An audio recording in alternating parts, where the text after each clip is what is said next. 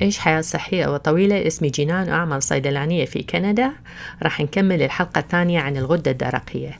الحلقة الثانية حتكون عن زيادة إفراز الغدة الدرقية أو ما يسمى بالغدة السامة. شنو هي الغدة الدرقية؟ مرة ثانية، الغدة الدرقية هي غدة تشبه الفراشة، تقع أسفل الرقبة، تحيط بالقصبة الهوائية، تفرز هرمون اسمه الثايروكسين، وهذا الهرمون ينظم الطاقة بالجسم. هسه شنو الغدة السامة؟ الغدة السامة يعني زيادة إفراز هرمون الثايروكسين. الطبيب شلون يشخصه؟ أولا عن طريق الأعراض اللي هي تكون تسارع ضربات القلب، خفقان يعني، فقدان الوزن، تساقط الشعر، إسهال وما تتحمل الحرارة، تعرق وقلق.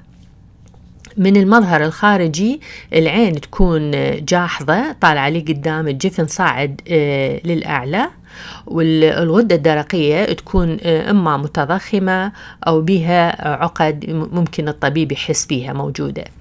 والطريقة الثالثة بالإضافة إلى التشخيص من المظهر والأعراض أيضا تحليل دم وسونار أو أشعة حتى يتأكد أنه عندك زيادة بفرز الهرمون أو ما يسمى الغدة السامة. شنو أسباب أنه الغدة السامة وزيادة إفراز هرمون الثايروكسين؟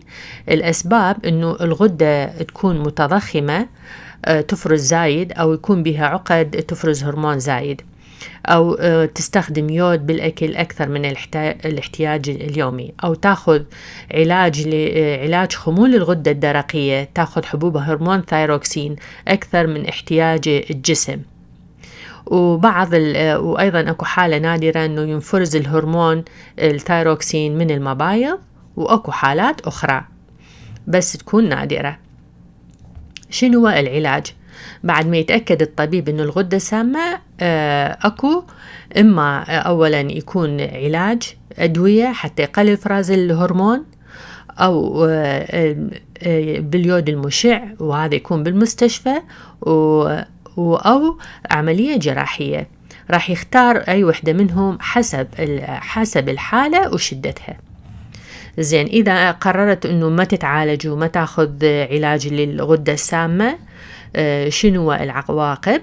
ممكن راح يسبب مرض قلب ويؤدي إلى تنخر العظام، يعني تتكسر العظام بسهولة، وكذلك تساقط الشعر والإسهال والتعرق وعدم تحمل الحرارة والقلق. كل هذا راح يستمر. إذا أخذ علاج الغدة الدرقية راح تختفي كل هاي الأعراض وتعيش حياة صحية وطويلة. وأشكركم، الصيدلانية جينان.